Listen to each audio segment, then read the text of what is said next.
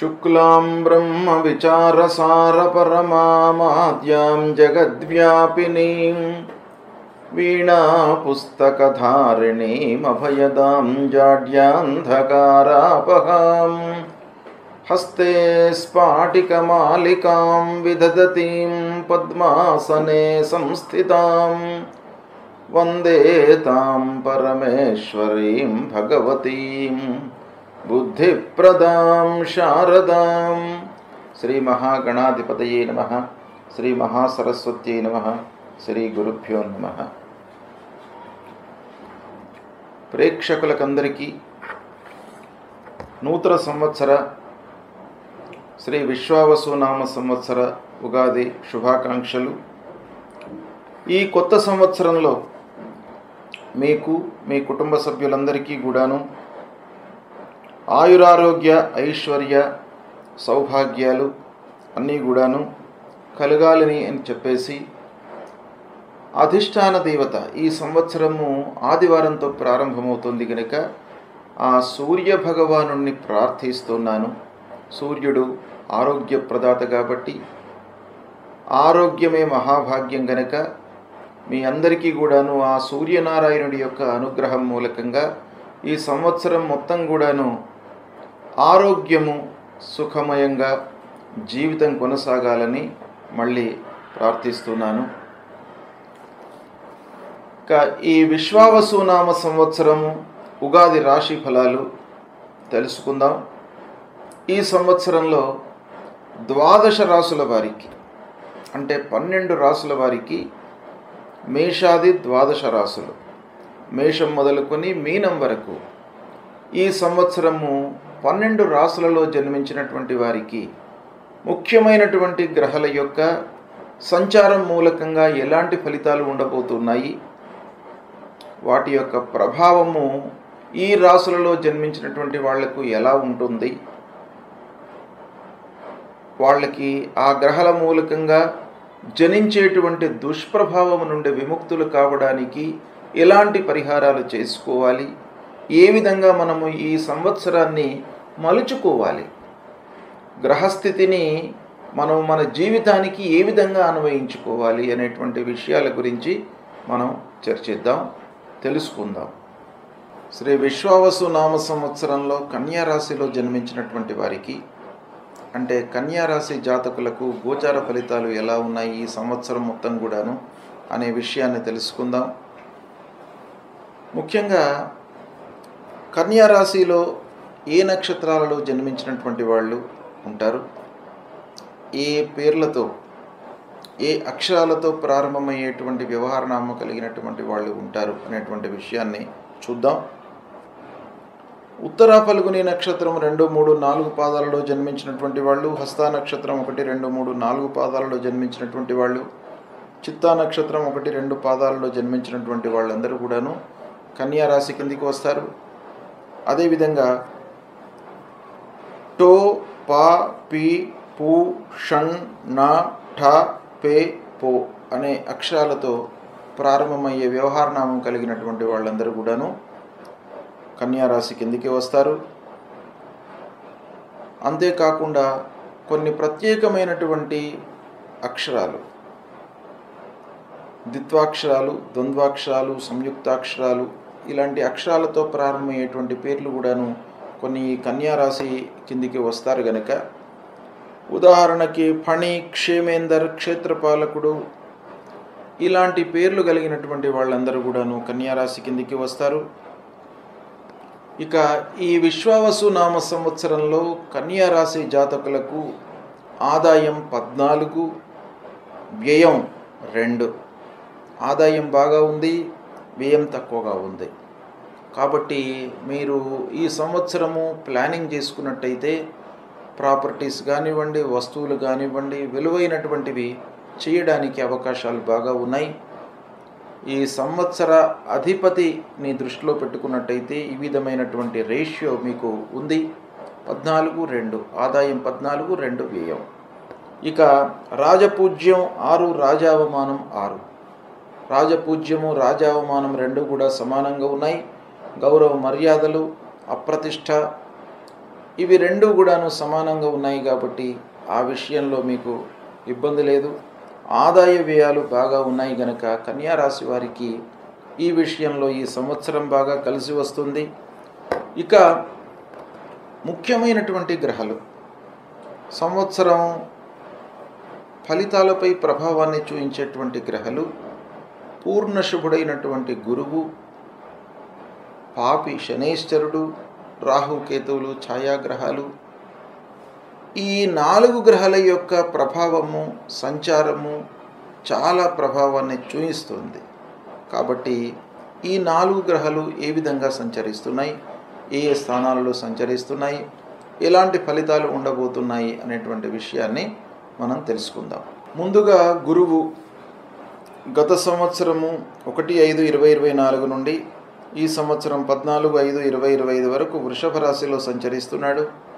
వృషభ రాశిలో సంచారము కన్యా రాశి జాతకులకి భాగ్యస్థానం అవుతుంది. 9వ స్థానంలో సంచరిస్తున్నాడు. ఇది చాలా అనుకూలమైనటువంటి సంచారము కనుక ప్రతి పనిలోనూ మీకు ఆశించిన ఫలితాలు ఉంటాయి. మీరు ఎక్స్పెక్టెడ్కి రీచ్ అవుతారు. మీరు అనుకున్నది అనుకున్నట్టుగా మీరు సాధించగలుగుతారు. ఆదాయ విషయంలో కానివ్వండి, అదృష్ట విషయంలో కానివ్వండి, పెద్దల సహకారము, స్నేహితుల యొక్క సహాయ సహకారాలు అన్నీ కూడాను మీరు ఊహించిన దానికి అనుగుణంగా మీరు ఫలితాలను పొందే అవకాశాలు బాగా ఉన్నాయి.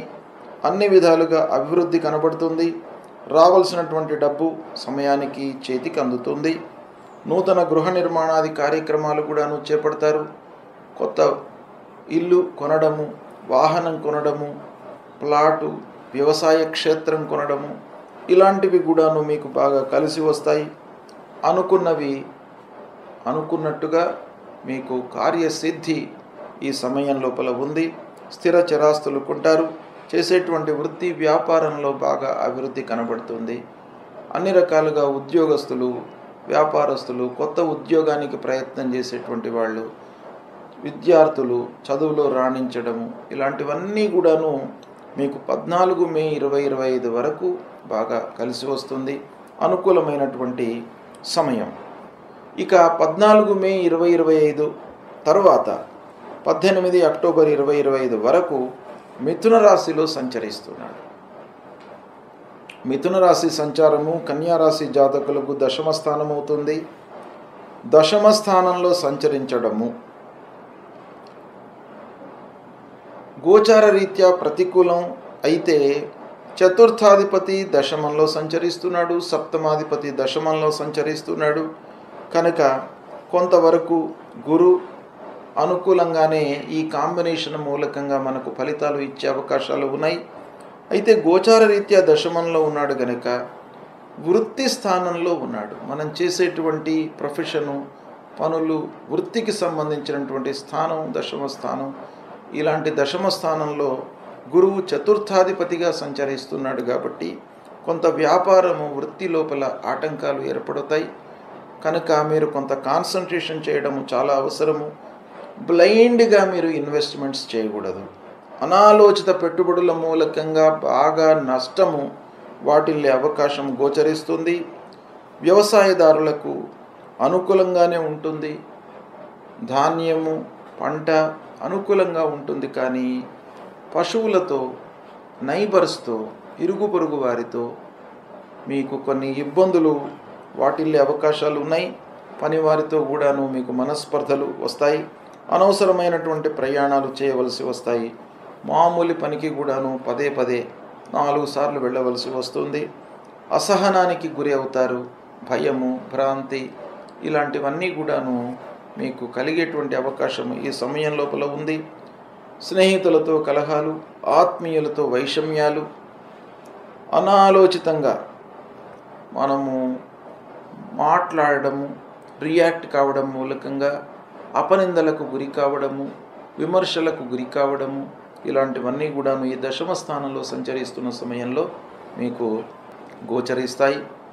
ఇక 18 అక్టోబర్ 2025 నుండి 5 డిసెంబర్ 2025 వరకు మళ్ళీ కర్కాటక రాశిలోకి ప్రవేశిస్తున్నాడు.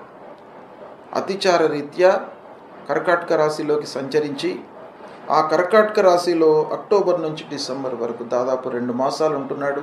అది ఏకాదశ స్థానం అవుతుంది. ఏకాదశ స్థానం మీకు బాగా కలిసి వస్తుంది. సమాజంలో నలుగురిలో గౌరవ మర్యాదలు లభిస్తాయి. కీర్తి ప్రతిష్టలు, మీ పనికి ఒక గౌరవం లభిస్తుంది. ఉద్యోగస్తులకు ఆఫీసులో వారి యొక్క పనితనాన్ని గుర్తిస్తారు. అధికారుల యొక్క ఆదరణ లభిస్తుంది. చేసేటువంటి పనులలో అన్ని విధాలుగా అభివృద్ధి కనబడుతుంది. శారీరకంగా సుఖమయంగా ఉంటారు. భార్యా పిల్లలతో సంతృప్తిగా ఉంటారు. ఇంటి వాతావరణం చాలా అనుకూలంగా ఉంటుంది. కుటుంబ పెద్దల యొక్క సహాయ సహకారాలు లభిస్తాయి. సత్ఫలితాలను పొందుతారు. ఇక పెద్దలు, గురువులు, అనుభవజ్ఞుల యొక్క సహాయ సహకారాలు తీసుకుంటారు. శుభకార్యాలు చేస్తారు. పిల్లల విషయంలో మంచి నిర్ణయాలు తీసుకుంటారు. ఈ విధంగా మీకు 18 అక్టోబర్ నుంచి 5 డిసెంబర్ వరకు బాగా అనుకూలంగా ఉంది. ఇక 12 నవంబర్ 2025 నుంచి 11 మార్చి 2026 వరకు వక్రించి ప్రయాణం చేస్తున్నాడు గురు భగవానుడు. 5 డిసెంబర్ 2025 నుంచి 1/6/2026 వరకు వక్రరీత్యా మిథున రాశిలో సంచరిస్తున్నాడు. వక్రరీత్యా మిథున రాశిలో సంచరించడము దశమ స్థానం అవుతుంది. దశమ స్థానం గోచార రీత్యా ప్రతికూలం. అయితే వక్రించి దశమ స్థానంలో సంచరిస్తున్నాడు కనుక నవమ స్థానంలో సంచరించినటువంటి ఫలితం కూడాను కొంత అనుభవంలోకి వస్తుంది కనుక ఓవరాల్గా ఈ వక్రించినటువంటి గురువు దశమ స్థానంలో సంచరించడం 50% మంచి చేస్తాడు, 50% అనానుకూలమైనటువంటి ఫలితాలను ఇస్తాడు. వృత్తి వ్యాపారాలలో మీరు జాగ్రత్తగా నిర్ణయాలు తీసుకోవడం మంచిది. ఆలోచించి పెట్టుబడులు పెట్టండి, మీకు సత్ఫలితాలు అందుతాయి. వ్యవసాయ క్షేత్రాలను కొనుగోలు చేస్తారు. వ్యవసాయదారులకు బాగానే ఉంటుంది. పారిశ్రామికవేత్తలకు అనుకూలం. పనివారితో చిన్న చిన్న ఇబ్బందులు ఉన్నప్పటికీ ఓవరాల్గా ఉత్పాదన బాగానే ఉంటుంది. పారిశ్రామికవేత్తలు సుఖంగానే ఉంటారు. అనవసరమైనటువంటి ప్రయాణాలు కొన్ని చేయవలసి వస్తాయి కనుక మీరు అవసరానికి ఏది చేయాలి, ఏ ప్రయాణం చేయాలి అనేటువంటి మీరు నిర్ణయం చేసుకున్నట్టయితే మీకు అలసట, అనారోగ్య సమస్యలను కూడాను మీరు అవాయిడ్ చేయగలుగుతారు.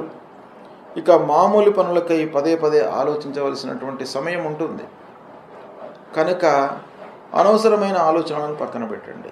ప్రాధాన్యతాపూర్వకంగా మీరు ఆలోచన చేసి ఆ ఆలోచనలను ఇమ్మీడియట్గా అమలు చేయడం మూలకంగా మీకు సత్ఫలితాలు కలుగుతాయి.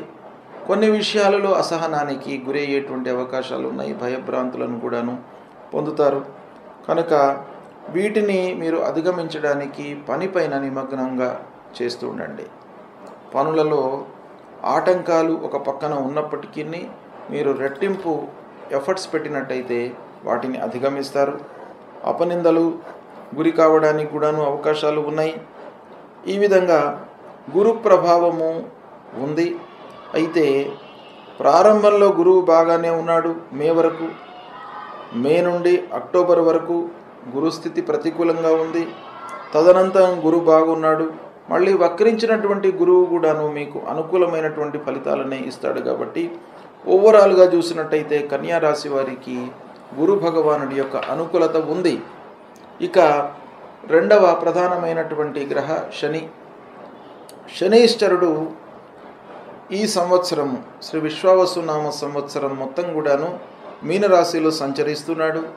మీనరాశి సంచారము కన్యా రాశి వారికి సప్తమ స్థానం అవుతుంది. ఈ సప్తమ స్థానంలో సంచరించడం మూలకంగా మీకు పంచమాధిపతి సప్తమంలో సంచరిస్తున్నాడు. పంచమ షష్ఠమాధిపతి సప్తమ స్థానంలో సంచరిస్తున్నాడు. కాబట్టి కొంత మనస్పర్ధలు ఏర్పడే అవకాశాలు ఉంటాయి. వ్యాపారస్తులకు ముఖ్యంగా పార్ట్నర్స్తో ఇబ్బందులు, భార్యాభర్తల మధ్యన కూడాను చిన్న చిన్న ఇబ్బందులు, మనస్పర్ధలు, గ్యాప్ ఏర్పడేటువంటి అవకాశాలు ఉంటాయి. వృధా ఖర్చులు, తరచుగా అనారోగ్య సమస్యలు, తద్వారా ఖర్చులు పెరగడము, ఆలోచన లేకుండా పెట్టుబడులు పెట్టడము, ప్రతి విషయాన్ని సూక్ష్మంగా ఆలోచించడం మూలకంగా కూడాను మీకు ఈ సమయంలో అనర్థాలు జరిగే అవకాశాలు ఉన్నాయి. కాబట్టి కొన్ని విషయాలను ఓవర్లుక్ చేయడం మూలకంగానే మీరు సంతోషాన్ని, ఆనందాన్ని పొందుతారు.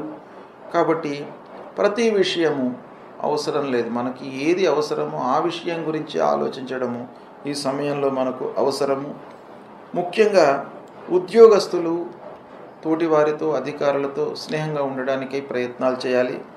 ఈ విధంగా శని యొక్క ప్రభావము సప్తమ స్థానంలో నెగిటివ్గా ఉంది కాబట్టి కన్యా రాశికి శనైశ్వరుడు మిత్రగ్రహం గనక పెద్దగా మీకు అనర్థము చేయడు.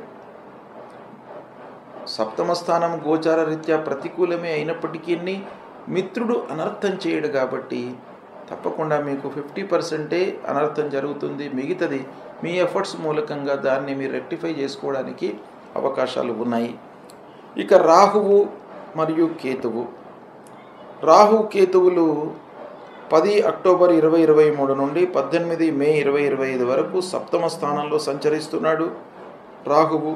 ఇదే సమయంలో జన్మస్థానంలో కేతువు సంచరిస్తున్నాడు కనుక 18 మే వరకు రాహు కేతువులు ప్రతికూలంగా ఉన్నారు. ఈ రాహు కేతువుల మూలకంగా కాలయాపన బాగా ఉంటుంది. అనారోగ్య సమస్యలు తలెత్తుతాయి. అస్థిరము, ప్రతి విషయం లోపల కూడాను సర్టనిటీ లేకపోవడం, అంటే పని చేద్దామనుకుంటారు, మీరు చేయలేని స్థితి ఏర్పడుతుంది. బంధువులతో స్నేహితులతో అనవసరమైన విషయాల మూలకంగా కలహాలు, వ్యాపార భాగస్వాముల మధ్య మనస్పర్ధలు, ఇంటిలో భార్యాపిల్లలతో వాదోపవాదాలు, అనవసరమైన చర్చలు, కుటుంబ పెద్దల సహకారం లేకపోవడము, దాని తర్వాత శత్రువులు అంటే స్నేహితులు శత్రువులుగా మారడము, ఇది ప్రధానంగా ఈ సమయంలో కనబడుతుంది. ఆటంకాలు, సహకారం లేకపోవడము, మానసికమైనటువంటి ఇబ్బందులు తలెత్తడము, తద్వారా ప్రయాణాలు, అధైర్యానికి గురి కావడము, మనస్పర్ధలు, ఇవన్నీ కూడాను ఈ సమయంలో 18 మే 2025 వరకు రాహుకేతువుల మూలకంగా ఫలితాలు సంభవిస్తున్నాయి. ఇక 18 మే తర్వాత 5 డిసెంబర్ 2026 వరకు కుంభరాశిలో రాహు ప్రవేశిస్తున్నాడు. కుంభరాశిలో రాహువు అనుకూలంగా ఉంటాడు. కన్యా రాశి వారికి షష్ఠమ స్థానంలోకి వస్తాడు. షష్ఠమ స్థానంలో రాహువు అనుకూలంగా ఉన్నాడు. ఇదే సమయంలో ద్వాదశ స్థానంలోకి కేతువు వస్తున్నాడు. ద్వాదశ స్థానంలో కేతువు మళ్ళీ ప్రతికూలంగా ఉంటారు. రాహు కేతువులు ఇద్దరి లోపల కూడాను రాహువు ప్రధానంగా ముఖ్యమైనటువంటి ఎఫెక్ట్ని ఇస్తాడు. కాబట్టి రాహువు షష్ఠమ స్థానంలో ఉండడం మూలకంగా మీరు సాహసోపేతమైనటువంటి నిర్ణయాలు తీసుకోవడము, కొన్ని పనులు ప్రారంభిస్తారు, సత్ఫలితాలను పొందుతారు. ప్రతి విషయాన్ని కూడాను లోతైనటువంటి సమీక్ష చేసి ప్రారంభించడం అనేటువంటిది ఇక్కడ కనబడుతుంది. శత్రువుల మూలకంగా మీకు విజయము, పనులలో నిమగ్నమై ఉంటారు, పనులను శ్రద్ధతో చేస్తారు, మంచి ఫలితాలను పొందుతారు. భూముల విషయము లాభదాయకంగా ఉంటుంది, వాహనాలు కలిసి వస్తాయి. అయితే ద్వాదశ స్థానంలో ఇదే సమయంలో కేతు ఉండడం మూలకంగా కొంత అనారోగ్య సమస్యలు, డబ్బు ఖర్చు కావడము, నేత్రానికి సంబంధించిన కళ్లకు సంబంధించినటువంటి ఇబ్బందులు తలెత్తడము, శత్రువుల మూలకంగా ఇబ్బందులు, నష్టం వాటిల్లడము, ప్రయత్నపూర్వకంగా చేసేటువంటి పనుల లోపల కూడాను సత్ఫలితాలు లేకపోవడము, ఇలా అధైర్యానికి గురి కావడము, కొన్ని ప్రతికూలమైనటువంటి ఫలితాలు ఈ సమయంలో కేతు మూలకంగా కనబడుతున్నాయి. అయితే ఓవరాల్గా మనం చూసినట్టయితే ఈ కన్యా రాశి వారికి ప్రథమంలో భాగ్యస్థానంలో గురువు బాగానే ఉన్నాడు, మళ్ళీ ఏకాదశ స్థానంలో బాగానే ఉన్నాడు, దశమ స్థానంలో కొంత ప్రతికూలంగా ఉన్నాడు. అయితే ఆ దశమ స్థానం ఆధిపత్య రీత్యా బాగానే ఉంది కనుక గురు ప్రభావం బాగానే ఉంది. శని రాహు కేతువుల యొక్క ప్రతికూలత ఈ కన్యా రాశి వారికి ఓవరాల్గా కనబడుతుంది. కనుక కన్యా రాశి వారు ఏమి పరిహారాలు చేసుకోవాలి ఈ గ్రహాలకు అనే విషయాన్ని మనం చూసినట్టయితే రాహువు, కేతువులు, శని, గురువు ఈ గ్రహాలు ముఖ్యంగా ప్రతికూలంగా ఉన్నారు కనుక దశమ స్థానంలో సంచరిస్తున్నటువంటి సమయంలో గురుగ్రహ ప్రీత్యర్థమై గురు జపం చేసుకోండి, సద్గురువులను సందర్శించుకోండి, దక్షిణామూర్తి స్తోత్ర పారాయణం చేయండి, తల్లిదండ్రులను సేవించండి. ఇక సప్తమ స్థానంలో శని సంచరిస్తున్నటువంటి సమయం లోపల శని మూలమంత్రాన్ని పఠించడము, ఆంజనేయ స్వామి దేవాలయానికి వెళ్ళడము, రాహుకేతువులు కూడాను సప్తమ జన్మ ద్వాదశ స్థానాల్లో సంచరిస్తున్నారు కనుక ఈ సమయంలో అమ్మవారిని కొలవడము, మూలమంత్రాన్ని జపించడం మూలకంగా మీకు మంచి జరుగుతుంది. ఓవరాల్గా ఈ గ్రహాలకు, ఈ 4 గ్రహాలకు కూడాను మీరు జపాలు, తర్పణాలు, హోమము, దానాదులు ఇవి చేయండి. ప్రతినిత్యం కూడాను రుద్రాభిషేకం చేసుకోండి, దేవాలయానికి, శివాలయానికి వెళ్ళి అభిషేకం చేయండి. లలిత విష్ణు సహస్రనామ పారాయణం ప్రతినిత్యం కూడాను చేయండి లేదా వినండి. ఇలాంటివి చేయడం మూలకంగా మీకు శని రాహు కేతువులకు సంబంధించినటువంటి దుష్ఫలితాలు దూరమవుతాయి. భగవంతుడి యొక్క అనుగ్రహం లభిస్తుంది. ఆ భగవంతుడి యొక్క అనుగ్రహము, భగవంతుణ్ణి కీర్తించడము, జపించడము, స్మరించడం మూలకంగా మీకు సత్ఫలితాలు కలుగుతాయి. శుభం.